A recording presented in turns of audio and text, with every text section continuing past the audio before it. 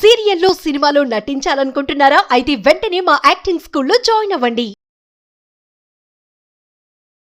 నమస్తే, welcome back to Suman TV. Present మనతో పాటు ఉన్నారు అనలిస్ట్ మందర కృష్ణారెడ్డి గారు.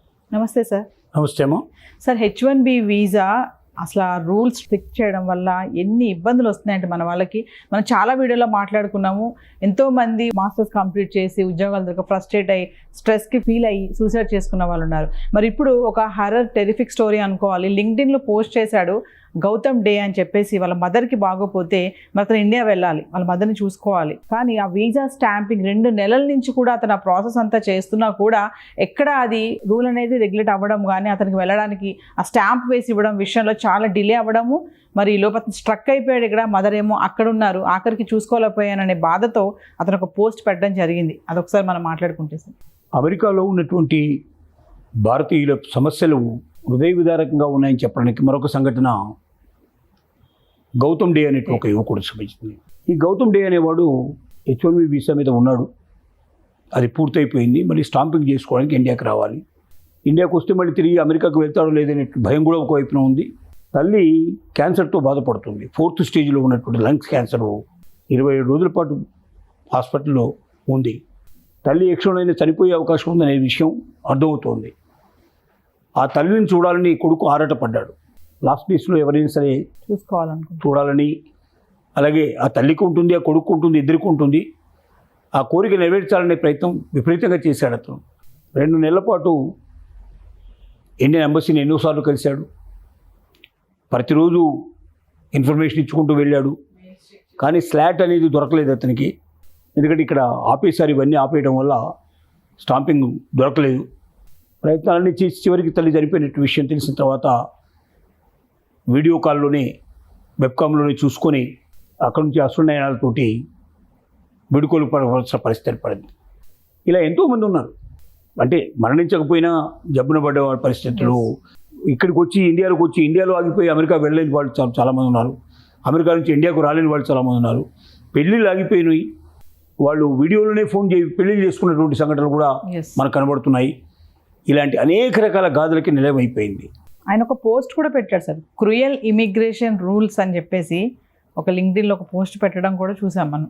అంటే ఫ్యామిలీయా కెరియరా ఏది కావాలి మీకు, ఏది కావాలనేది కూడా నిర్ణయించుకోవాల్సిన పరిస్థితులు కూడా ఇక్కడ కనబడుతున్నాయి.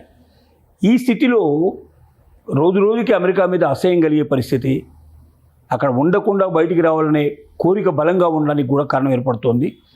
కొత్తగా వెళ్ళాలనుకున్న వాళ్ళు ఇంకా బద్దుబాబు మాకు మేము వెళ్ళము అమెరికా, కానీ వాళ్ళంతా వాళ్ళే అమెరికా వచ్చి విత్డ్రా చేసుకునే పరిస్థితులు కూడా కనబడుతున్నాయి.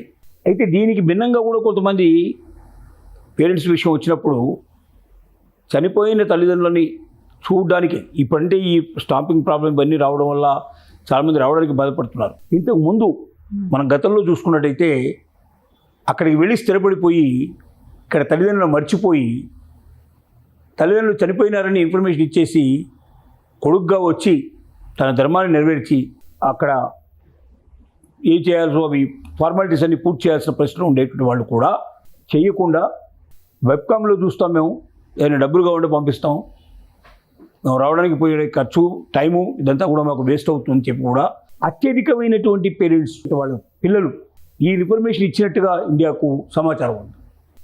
ఇది సరైన విధానం కాదు. ఇప్పుడు మనం చెప్తున్న కేసు వేరు. వాళ్ళు రావాలని, ఎట్టి పరిస్థితుల్లో పాల్గొనాలని, తల్లిని కడసారి వేడుకొని ఇవ్వాలని చాలా ప్రయత్నం చేసి ఓడిపోయిన కేసు మనం చెప్పింది. కానీ ఆల్రెడీ అమెరికాకు వెళ్ళి డబ్బు సంపాదించి ఆ మదంలో ఉన్నటువంటి వాళ్ళు చాలామంది, అది ఇంకో కేటగిరీ ఉన్నారు అలాంటి వాళ్ళు, అలాంటి కేటగిరీ కూడా ఉంది. ఆ కేటగిరీ గురించి మనం ఎంత తక్కువ చెప్పుకున్నది అది చాలా బాధాకరమైన విషయం. కానీ తల్లిదండ్రులు చూడాలి, వాళ్ళ కడసారి చూపు లభించాలని కోరుకునేటువంటి పిల్లలు కూడా ఉన్నారు. అందులో ఈ సంఘటన ఉంది. అంటే సార్, ట్రంప్ తీసుకునే నిర్ణయాలు చూడండి అంటే ఎంత దిగజారిపోతున్నాయంటే మన వాళ్ళు ఎంత ఇబ్బంది స్ట్రక్ అయిపోయినట్టే కదా టెక్కీ అక్కడ పాపం. ఖచ్చితంగా. అంటే గత 50 ఏళ్ల నుంచి స్వాతంత్రం వచ్చినప్పటి నుంచి అమెరికాకు వెళ్ళి సెటిల్ అవ్వడం అనేది పెరిగింది. స్వాతంత్రం రాకముందు చాలా అరుదుగా వెళ్ళేవాళ్ళు, ఒకళ్ళు ఇద్దరు పోయేవాళ్ళు, ఎక్కువ పోయేవాళ్ళు కారు. స్వాతంత్రం వచ్చిన తర్వాత ఏంటంటే అవకాశాలు అక్కడ బాగా పెరిగినాయి. తర్వాత రాకపోకలు పెరిగాయి. ఇక్కడి నుంచి ఫ్లైట్స్ ఇట్లా అరేంజ్మెంట్ పెరిగింది. తర్వాత అక్కడ ఉన్న ఇన్ఫర్మేషన్ కూడా తెలవడం ప్రారంభమైంది. కాబట్టి మెల్లగా పెరిగారు. తర్వాత టెక్నాలజీ పెరిగిన తర్వాత, ఐటీ రంగం బాగా డెవలప్ అయిన తర్వాత, మన దగ్గర కూడా బాగా చదువుకున్న వాళ్ళ సంఖ్య పెరిగిన తర్వాత అమెరికా అనేది చాలామందికి యూత్లో ఉండేట్టు ఒక పెద్ద డ్రీమ్ కాబట్టి ఆ డ్రీమ్ నెరవేర్చుకోవడానికి ప్రయత్నం చేశారు. ఇప్పుడు దానికి రివర్స్ నడుస్తోంది. ఇప్పుడు అమెరికా నుంచి ఎప్పుడు బయటికి వెళ్ళాలనే పరిస్థితి కూడా క్రియేట్ అయింది. ఓవర్ ఏ పీరియడ్ ఇట్లాగే ఉంటే 2-3 ఏళ్ల లోపల ఈ మార్పు రాకపోతే ఆటోమేటిక్గా మ్యాక్సిమం పీపుల్ బయటకు వస్తారని మాత్రం ఖచ్చితంగా మనం చెప్పచ్చు. Thank you.